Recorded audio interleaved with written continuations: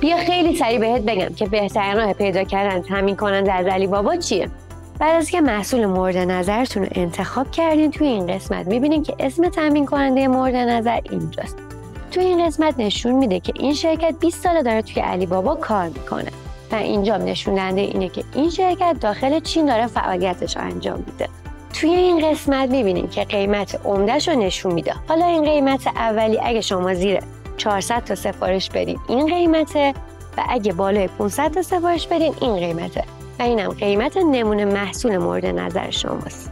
اگر روی این گزینه هم کلیک کنید در لحظه میتونید با تامین کننده مورد نظرتون صحبت کنید و تعداد بارتون رو سفارش بدید. تازه از این قسمت میبینید که هزینه بسته‌بندی 300 تا از محصولاتتون رایگانه. حالا اگه میخوای بدونی هزینه حمل محصول مورد نظرت چقدره، توی کامنت ها میتونی برای من بنویسی.